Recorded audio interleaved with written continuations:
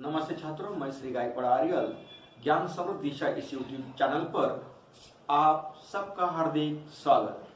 आज हम कक्षा 9वीं का पाठ 7वां डॉक्टर का अपहरण इसका अध्ययन करेंगे। डॉक्टर का अपहरण जो ये पाठ है, जो रचना है, उसका लेखन किया है, रचनाकार है लेखक डॉक्टर हरिकृष्ण देवसरे जी। इस पाठ के माध्यम से लेखक हमें समझाना चाहते, बताना चाहते विज्ञान के विकास से होने वाली औद्योगिक उन्नति किसी भी देश के लिए एक आवश्यक है, पर इसका अंधाधुंध विकास सराहनीय नहीं हो सकता, नहीं कहा जा सकता। इससे मशीनों की बढ़ती संख्या और बढ़ते प्रदूषण के प्रभाव से जनजीवन त्रस्त हो सकता है। प्रस्तुत कथा विज्ञान कथा है। लेखक ने इस काल्पनिक ग्रह की बारे में सोचा है और काल्पनिक ग्रह के लोगों के माध्यम से इस समस्या से अवगत कराने का प्रयास किया है। ये विज्ञान कथा है। अंधाधुंध कारखानों की वजह से, विज्ञान के ज्यादा प्रतिशोध या ज्यादा अन्वेषण से, मशीनों की बढ़ती जो संख्या है उससे फैलते प्रदूषण, बढ़ती बीमारियां, जलवायु में परिवर्तन, जो कुप्रभाव है उसका यहाँ पर हमें जागरूक करने का प्रयास इस लेखक ने किया है। ये जो लेखक है हरिकृष्ण देवसरे जी, इनका जन्म 9 मार्च 1938 में हुआ है। उनकी मृत्यु है 14 नवंबर 2013 में इंदिरापुरम, गाजियाबाद, उत्तर प्रदेश में। देखते हैं एक विज्ञान कथा, डॉक्टर का अपहरण। छात्रों, डॉक्टर का अपहरण किसने किया? डॉक्टर का अपहरण क्यों किया? छात्रों, डॉक्टर का अपहरण करने के बाद डॉक्टर को कहां ले गए, डॉक्टर को कहां रखा, और डॉक्टर ने अपहरण के बाद एक सीढ़ी के द्वारा हम पृथ्वीवासियों को क्या संदेश दिया, ये हमें देखना इस पाठ के माध्यम से। ये पाठ पढ़ने से पहले, इनका अध्ययन करने से पहले आपको छात्रों को कृति करने के लिए कहा। रात्रि के समय आकाश का दर्शन करें, उसका आनंद ले और अपने जो अनुभव आते हैं रात में आसमान को देखना है, उसका निरीक्षण करना है। और आपको कौन से अनुभव आते हैं वो आपको यहाँ अपने नोटबुक में लिखना है। क्या करना है, उसके लिए कुछ सीढ़ियां हैं। आकाश दर्शन का आयोजन करें। कुछ छात्रों का गुट मिलाकर आकाश दर्शन करें और अलग अलग छात्र अलग अलग सोच सकता है। आकाश के ग्रह तारों की जानकारी प्राप्त कराए। प्रकृति का सौंदर्य कहलाए। प्रकृति यानी कि निसर्ग का सौंदर्य कैसा होता है वो भी कहलवाए। अनुभव का कथन करके लेखन करने के लिए प्रेरित करें। मतलब छात्रों ने आकाश का दर्शन करना है, आकाश का निरीक्षण करना है और ग्रहों की जानकारी लेनी है और निरीक्षण करके अपने नोटबुक में लिखना है। देखते हैं पाठ। छात्रों, कुछ महीनों पहले आपने डॉक्टर भटनागर के अचानक लापता हो जाने का समाचार पढ़ा होगा, लेकिन उसके बाद फिर उनके बारे में कुछ भी पता न चला। हुआ ये था कि एक रात को लगभग 2 बजे उनके घर की काल बेल यानी कि घर की बेल बज उठी। आदत के अनुसार डॉक्टर भटनागर उठ गए। उनकी पत्नी जागकर भी बिस्तर पर ही पड़ी रही, क्योंकि वो जानती थी कि ऐसा तो रोज ही होता है।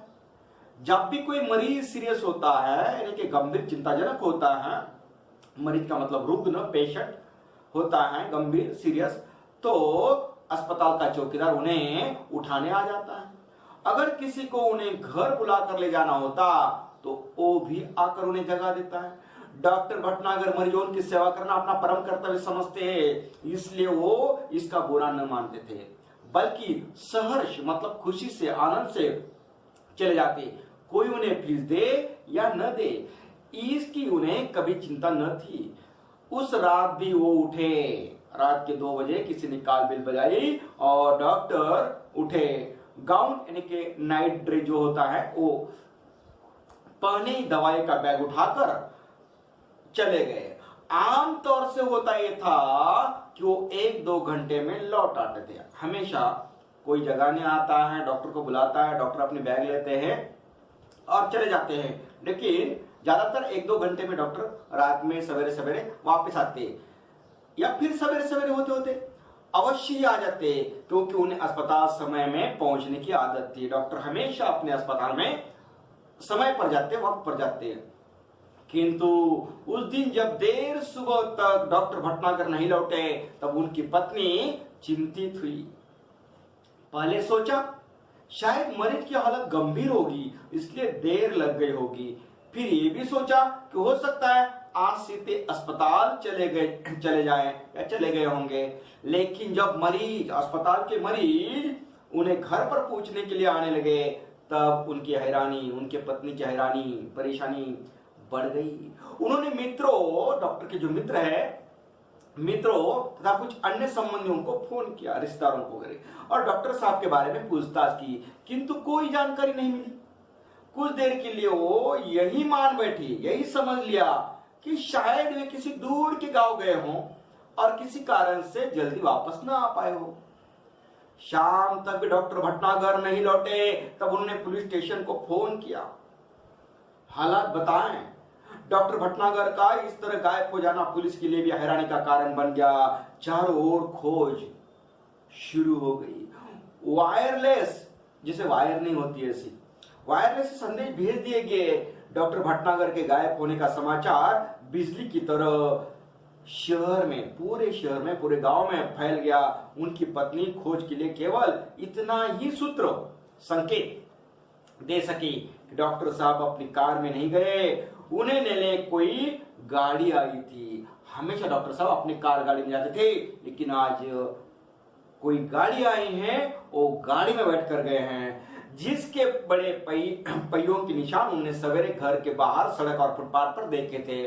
उन्हें पुलिस वालों को इतना ही बताया, डॉक्टर साहब हमेशा अपनी गाड़ी से जाते थे, लेकिन आज यहाँ पर उन्हें लेने कोई गाड़ी आई थी। लेकिन जो गाड़ी आई थी, मैं सवेरे जब उठी, मैंने झाड़ू लगाने के लिए देखा, जो फाटक के बाहर जो निशान थे गाड़ी के पहियों के, टायर के, वो बड़े गाड़ी के पहियों के निशान थे।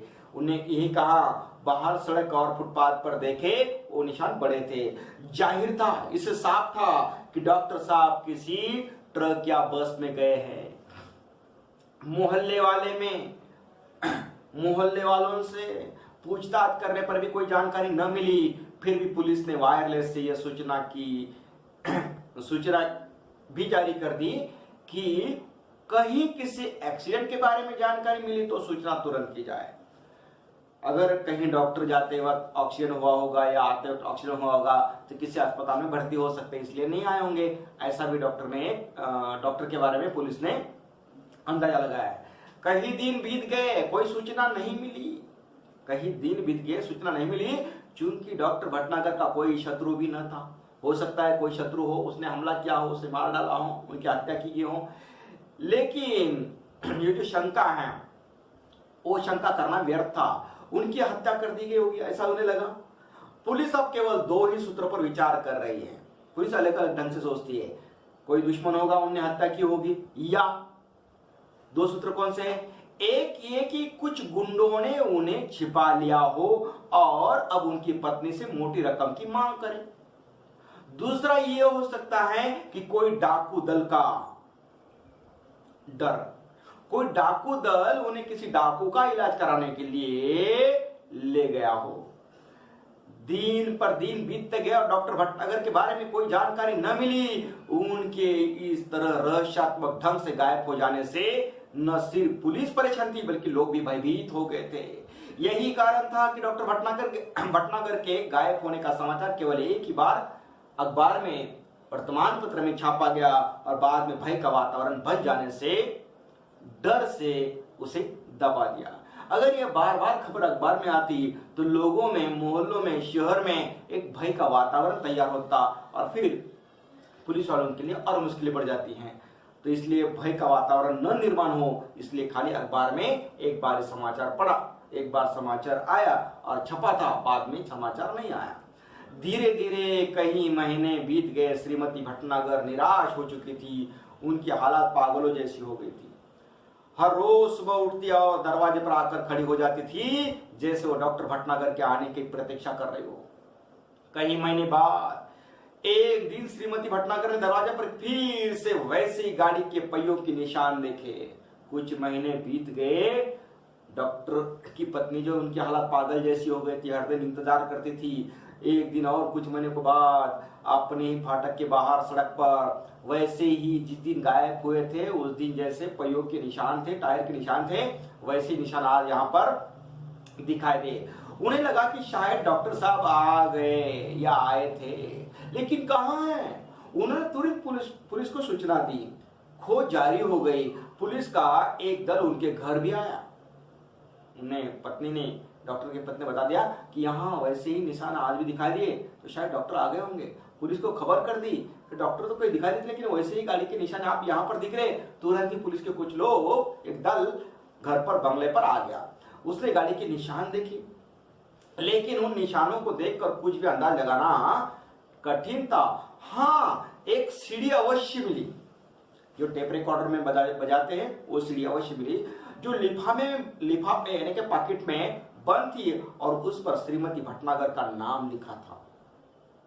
वो सीढ़ी किने देनी है, किसे देनी है? तो सीढ़ी के ऊपर जो लिफाफा था, पॉकेट था, पॉकेट पर नाम लिखा था। उस सीढ़ी को तुरंत उन्होंने सुनने की व्यवस्था की गई। सीढ़ी बजते ही सभी लोग हतप्रभ आश्चर्यचकित हो गए। उसमें डॉक्टर भटनागर बोल रहे थे। डॉक्टर भटनागर की आवाज थी उस सीढ़ी में। क्या बोल रहे थे? डॉक्टर भटनागर, तुम सब लोग मेरे लिए परेशान हो गए, शायद अब मरा हुआ समझ लिया हो, लेकिन मैं जिंदा हूं और बिल्कुल ठीक हूं। तुम लोगों से कहीं करोड़ मील, एक मील का मतलब 1.6 किलोमीटर, 1.5 किलोमीटर से ज्यादा, तुम लोगों से कहीं करोड़ मील दूर मैं एक अन्य सौर मंडल के ग्रह में हूं। हम धरती वाले सोचते हैं कि शायद दुनिया में जो कुछ है वो हम ही हैं, लेकिन इस ब्रह्मांड में तो हमारे सूर्य जैसे न जाने कितने सूर्य हैं और सभी के अपने अपने ग्रह हैं। उन ग्रहों पर दुनिया बसी है और हमसे वे लोग कई गुना ज्यादा उन्नतिशील यानी कि प्रगतिशील है। मुझे यहाँ आकर अपने परिवार, मित्रों, देश और पृथ्वी से दूर का दुख तो बहुत ही ज्यादा होता है, लेकिन इस बात की खुशी है कि मेरा यह भ्रम जाता रहा कि दुनिया में सिर्फ हम ही हैं। मुझे उम्मीद है कि पृथ्वी के लोग मेरी इस बात से कुछ सबक लेंगे। लेखक का कहना है, डॉक्टर यहाँ में समझाते हैं कि मैं पृथ्वी से कहीं दूर पर एक ग्रह पर मैं हूं, मुझे यहाँ लाया गया है और पृथ्वी जैसी है, सूर्य जैसा है, वैसे बहुत सारे सूर्य हैं, बहुत सारे सूर्य के ग्रह यहाँ पर है, अपने अपने ग्रह हैं और ये जो दुनिया है बड़ी प्रगतिशील दुनिया है। अपने परिवार वाले, मित्रों से, देश से मैं दूर हो गया हूँ, इसका मुझे बहुत सारा दुख है, लेकिन क्या करूँ, मेरा भ्रम दूर हो गया। ये भी खुशी है कि हमें लगता था कि हम ही, हमारे अलावा दूसरा कोई ये धरती पर, ये दुनिया में, ब्रह्मांड में नहीं है। हाँ, तो पहले सुनो वो कहानी कि मैं कैसे आया इस ग्रह पर। अमेरिका में हुए मेरे सम्मान और मेरे ज्ञान के बारे में इस ग्रह के लोगों ने गुप्त रीति से सूचनाएं इकट्ठी की थी। ये तभी से मेरा अपहरण करने की योजना बना रहे थे। उस रात को जब बाहर आया, कालबेल बजाई थी रात के 2 बजे मेरे बंगले की, तो मैं बाहर आया, तब एक आदमी ने मुझे बाहर खड़ी सवारी यानी कि बाहर एक गाड़ी जो यान था वो सवारी पर चलने का इशारा किया। चलो यान में। मैं अपने सहज भाव से आगे बढ़ा, हमेशा की तरह रात में 2 बजे हमेशा की तरह बैग ली थी हाथ में, दवा दारू उसमें भरी थी और निकल पड़ा। तो मैंने देखा ये अलग ही वाहन है, तो सहज भाव से आगे बढ़ा, लेकिन विचित्र यान को देखकर चौंक पड़ा। अरे ये गाड़ी तो अलग ही है, इससे पहले मैंने कभी ऐसी गाड़ी देखी नहीं। इसके पहले कि मैं कोई विरोध करता या भागने की कोशिश करता, 3 लोगों की मजबूत बाहों ने मुझे जकड़कर यान के अंदर डाल दिया। मैंने यान देखते ही मैं डर गया, ये अलग सी गाड़ी है, कौन है? लेकिन मैं विरोध नहीं कर सकता, मैं विरोध करूं और भाग जाऊं, इसके पहले 3 लोगों ने पकड़ लिया और यान के अंदर ढकेल दिया। यान तेजी से घूमकर सू सू सू की आवाज करता हुआ आसमान में उड़ गया। घबराहट के कारण मैं बेहोश हो गया था और मुझे होश आया तो यान इस ग्रह पर पहुंच चुका था। मुझे एक विशेष किस्म प्रकार का प्लास्टिक सूट पहनाया गया ताकि मैं ग्रह के वातावरण के अनुकूल रह सकूं। अब चूंकि मुझे यहाँ आए हुए काफी समय हो गया है, मैं यहाँ से भागने की कोशिश भी नहीं कर सकता, इसलिए मुझे आप सब लोगों के लिए संदेश रिकॉर्ड करके भेजने की परवानगी दी गई है। इस ग्रह का नाम बड़ा विचित्र सा है। यहाँ के लोग विज्ञान में बहुत आगे बढ़ गए हैं। इनके पास ऐसे यान हैं कि ये एक सौर मंडल से दूसरे तक आसानी से आते जाते हैं। यहाँ भी लोगों ने रहने के लिए घर बना रखे, कारखाने हैं, बाजार है, बस्तियां हैं, मोटारे हैं, सभी कुछ है, लेकिन हमसे बिल्कुल भिन्न है, अलग है। इनके अपने वैज्ञानिक सिद्धांत हैं। इन्हें कई सौर मंडलों और उनके ग्रहों के बारे में जानकारी है। हमारा सौर मंडल इनके सबसे निकट है, नजदीक है, पास है। पृथ्वी हमारी इनके ज्यादा नजदीक है, इसलिए उन्हें आप आसानी से मेरा अपहरण कर लिया। मेरे अपहरण का कारण जानने से पहले ये जान ले कि ये लोग चिकित्सा शास्त्र मतलब वैदिक शास्त्र में बहुत पिछड़े हुए हैं। एक ऐसा ग्रह है जहां विज्ञान अपनी चरम सीमा को पहुंच चुका है।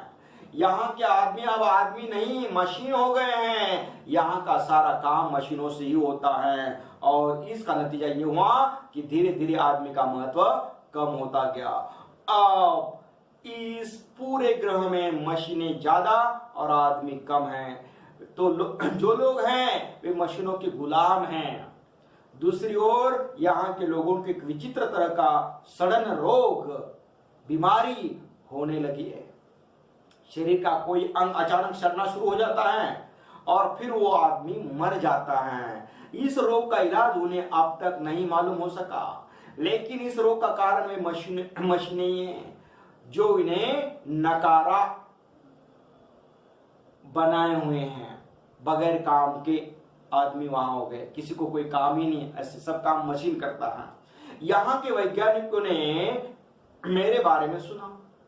इन्होंने सोचा कि क्यों ना मुझे यहाँ बुलाया जाए। तब कोई ऐसी तरकीब सोची जाए कि सड़ा हुआ अंग काटकर उसके स्थान पर दूसरा अंग लगा दिया जाए। बस इसी कारण मेरा अपहरण हुआ है। मेरा अपहरण क्यों हुआ है?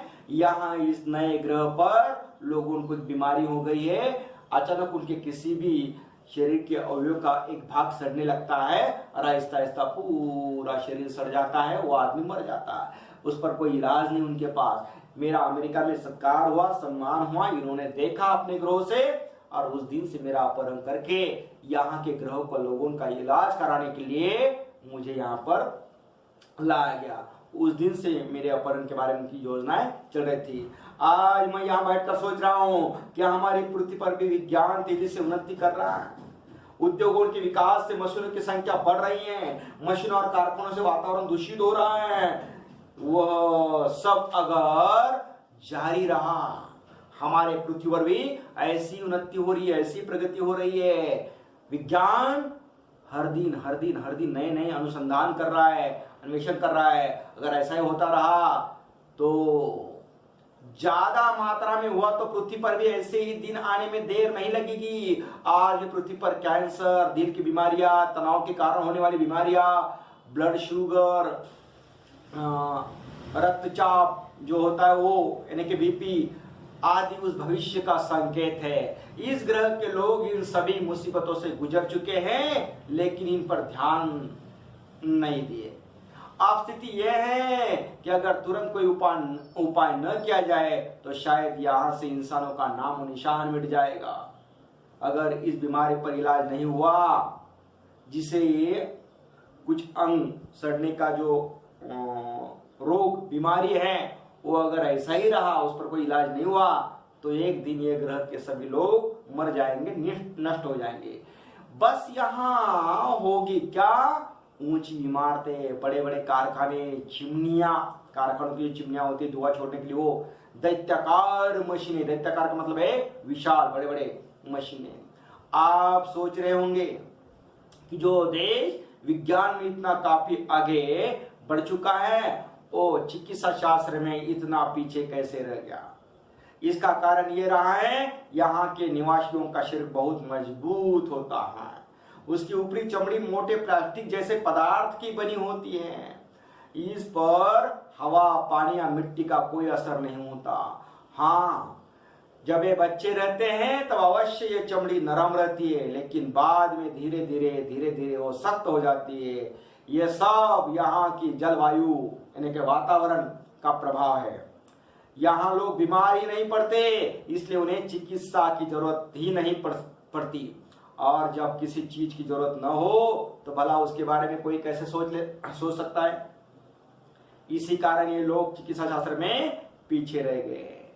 लेखक का कहना है कि यहाँ के लोगों की चमड़ी है वो जरा भारी है, प्लास्टिक जैसी है, और उन्हें जो धूप है, बारिश है या सर्द है उसका कोई इस पर असर नहीं होता, इसलिए वो बीमार नहीं होते इसलिए उन्हें चिकित्सा शास्त्र में कोई प्रगति नहीं की। किंतु अब इन पर मुसीबत आ गई है, अब वो आलसी हो गए, काम नहीं, सब काम मशीन से कर रहे हैं, तो अब उन्हें बीमारियां होना शुरू हो गया है। अब उन्हें चिकित्सा शास्त्र में प्रगति करने का काम आया है, लेकिन कुछ नहीं कर पा रहे। मैंने सड़न रोग का अध्ययन शुरू कर दिया है और कर लिया भी है, और इनके शरीर की बनावट का भी, उनका शरीर कैसा बना है, उन पर कैसा इलाज हो सकता है, इसका मैंने अध्ययन किया, अभ्यास किया। किंतु समस्या ये है कि पृथ्वी के चिकित्सा सिद्धांतों का यहाँ लागू नहीं किया जा सकता।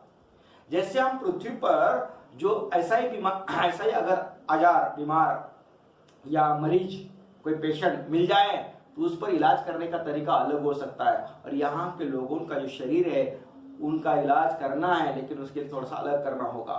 फिर भी कोशिश कर रहा हूं। इस घातक रोग के इलाज के लिए दवाइयां बनाना है। अंग प्रत्यारोपण, जहां अंग सड़ गया है वहां पर दूसरा अंग लगाना, उसका रोपण करना, इसके लिए दवाइयां तथा आवश्यक सामान बनवाना है। ये काम अकेले मेरे लिए कर पाना संभव नहीं है। मेरा छुटकारा भी यहां से तभी होगा जब मैं इन्हें इस मुसीबत से बचने का रास्ता बता सकूं। इसलिए अब ये लोग योजना बना रहे हैं कि मेरी सहायता के लिए पृथ्वी से कुछ और वैज्ञानिक और डॉक्टरों को लाया जाए। मैं उनकी उस बात से सहमत नहीं हूं कि मुझे यहाँ पर अपहरण करके जो लाया है इस तरह से दूसरों को मत लाओ, आप जो है आप भी ज्ञानी बनो, आप भी पढ़ो, अध्ययन करो, लेकिन वो नहीं मानते। उन्हें लगता है कि जब तक ये हमारे जो ग्रहवासी हैं वो पढ़ेंगे, अध्ययन करें, तब तक तो बहुत सारे मर जाएंगे। मैं चाहता हूं कि ये लोग स्वयं ही सारी बातें सीख ले, अपना इलाज अपने आप करे, किंतु उसके लिए ये सभी तैयार नहीं है, ये सभी अब तैयार नहीं है। यही कारण है कि अब ये बात गुप्त रखी जा रही है कि पृथ्वी से कब और कितने डॉक्टरों और वैज्ञानिकों का अपहरण करके उन्हें यहाँ लाया जाएगा। अभी मुझे बताया नहीं, लेकिन उनकी योजना चल रही है कि मेरे जैसे और जो बुद्धिमान है, होशियार है, कुछ वैज्ञानिक और कुछ डॉक्टरों का अपहरण और करने की योजना को बना रहे हैं। जो भी हो, अब अगर मैं सही सलामत वापस पृथ्वी पर आना चाहूं तो इनकी इच्छा के अनुसार ही आ सकता हूं। इसलिए इनसे विरोध मोल लेना, विरोध करना ठीक न होगा। फिलहाल ये करना या कहना कठिन है कि मैं कब आ सकूंगा। आप लोग घबराए नहीं, मुझे यहाँ कोई कष्ट, कोई तकलीफ, कोई पीड़ा नहीं है। बस मेरे आने तक आप यही समझे कि मैं इस समय विदेश यात्रा पर हूं। डॉक्टर भटनागर के इस रिकॉर्ड के संदेश को सुनकर सभी चकित थे। कितना बड़ा रहस्य उद्घाटन भी हुआ था कि हम समझते हैं कि हमारी पृथ्वी, हमारा सूर्य, हमारा चांद, हमारे ग्रह इतना ही है पूरे ब्रह्मांड में, लेकिन ऐसा नहीं। अभी तो ये नया मालूम हुआ है हमें कि और ग्रह है पृथ्वी जैसे, और सूर्य है, और वहां पर मानव बस्तियां हैं। वहां पर भी लोग रहते हैं, वहां पर भी कारखाने हैं, वहां पर भी इमारतें हैं, वहां पर नदी है, पानी है, सब है, लेकिन हमसे थोड़े अलग है। ये रहस्य उद्घाटन, ये छिपी हुई बात आज हमें समझ में आ गई, पता चली। आज के लिए और भविष्य के लिए भी, मतलब ये रहस्य की जो बात है वो हम आज समझ गए और आगे के लिए भी समझ गए कि ऐसा और भी कुछ रहस्यमय बात का हमें समाचार मिल सकता है। देखिए छात्रों, यहाँ पर एक पाठ समाप्त होता है। आप इस वीडियो को पूरा देखें, अपने दोस्तों को शेयर करें और मेरे चैनल को सब्सक्राइब करना न भूलें। धन्यवाद।